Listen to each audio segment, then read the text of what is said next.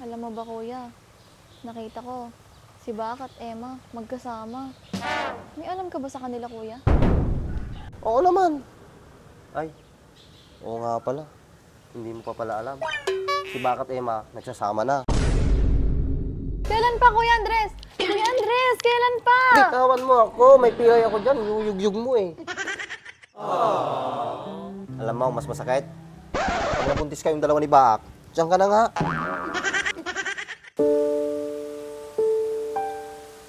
Hindi kaya si Bak yung tinutukoy ni Emma na first love niya?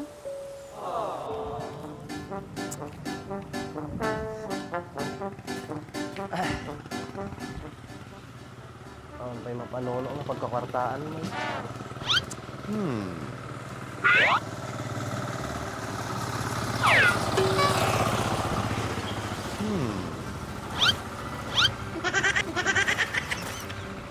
Plastic mo eh. Hindi magbali nila ako.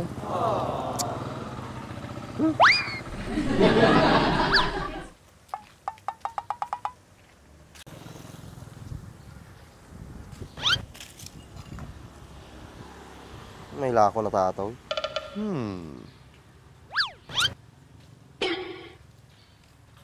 Marian sa ato. Hindi ako kain na to. Maria, anong ginagawa mo dito? Wala kuya Andres. May iniisip lang ako. Lakaw! Kahit di mo sabihin, alam ko na iniisip mo. Si Bak na naman. Oo kuya Andres eh. Sabi ko na nga ba eh, si Bak na naman. Alam mo ba kuya, nakita ko, si Bak at Emma magkasama. May alam ka ba sa kanila kuya? Oo naman. Ay, oo nga pala. Hindi mo pa pala alam. Si Bak at Emma nagsasama na. Ha? Kailan pa kuya Andres? Mag-iisang linggo na. Bakit hindi mo man lang sinabi nung napadaan ka sa bahay kuya? Eh di pa naman buntis si Emma nung napadala ko sa bahay niyo ah. Saan nagtanong ka pa? Di ba hindi? Ha? Buntis si Emma? Kailan pa kuya Andres? Kuya Andres, kailan pa? Bitawan mo ako, may pilay ako dyan. Yuyug-yug mo eh. 6 weeks nang buntis si Emma. Kaya tigilan mo na, huwag ka na umasa kay Bak. Ang sama ni Baak.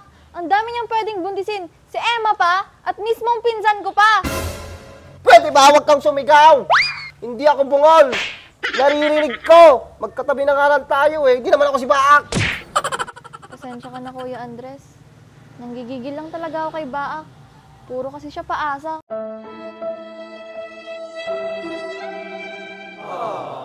Ngayon, alam mo na yung totoo. Mag-move on ka na. Marami pa namang iba dyan. Si Bak, para na lang kay Emma. Masakit kasi kuya Andres. Parang hindi ko kaya. Si Emma pa talaga nabuntis niya. Alam mo, mas masakit.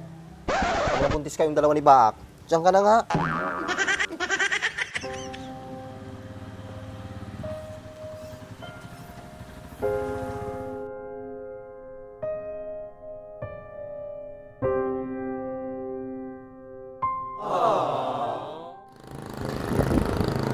Darling, anong gagawin natin dito? Basta, ako na bahala sa'yo.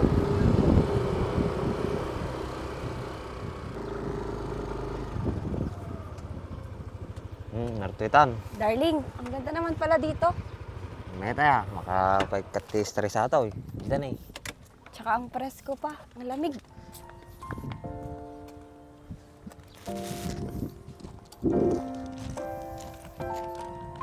Matapis pa din naglawa. Darling, kanino ba to? Ang ganda at ang lawak. Sa'yo ba to? Lahat ng nakikita mong yan, hanggang doon, hanggang doon, hanggang doon. Sa kanila yan, hindi sa akin. Makapagturo ka naman. Meron doon, meron doon. Akala ko naman sa'yo na. Eh, kasi dahil kabat na ngayon, may sakabanto pa nga bagas, marigata na pa gumatang. Ito ko tapalatan eh. Sige, halika na. Nagpuriskot na yan. Oo, sobrang lamig. Tsaka tanggal ng stress. Darling, si Pipatang bibilin natin? Baka naghihintay na sa atin si Butchog sa bahay. Hayaan mo yun. Hindi na mangangayayat yun.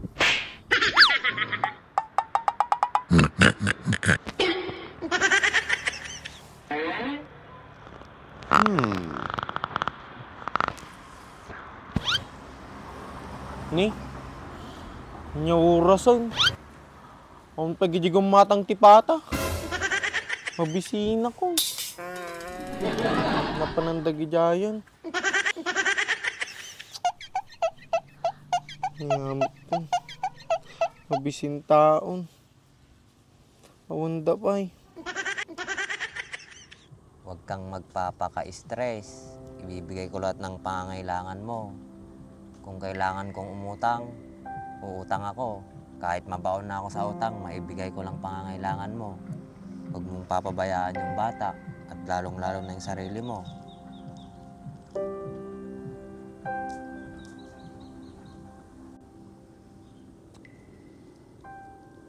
Ni, nakaturog may gaya mati katungtong kon sa uwak nga sao dito.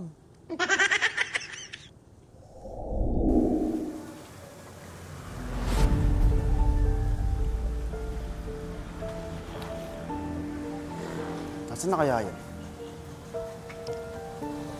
Mag-aalas 11 na, wala pa rin. Dadaan pa kaya yung babae yan?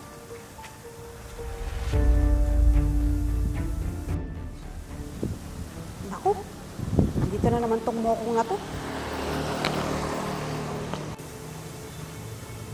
Ayos, nandito na siya.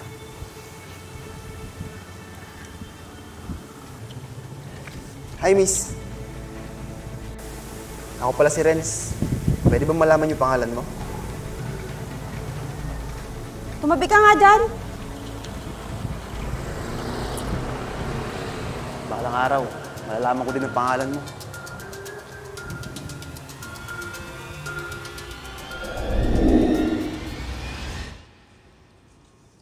Darling, nakatulog pala ako. Halika na, umuwi na tayo. Hinihintay na tayo ni Butchog doon. Sige, tara na. Hindi na nga kita ginising eh, para hindi kita maistorbo. Bibili pa tayo ng ulam. Malamig kasi dito kaya nakatulog ako. Sobrang presko. Baka mabisin niyo yung butchugay. Madam, baka patid ka. Yes, darling. Mamaya ka sa makay. Baka matumba tayo. Daan-daan lang ah.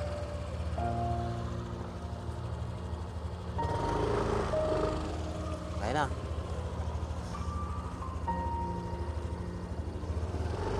Balik ulit tayo dito. Oo naman, darling. Ang ganda dito.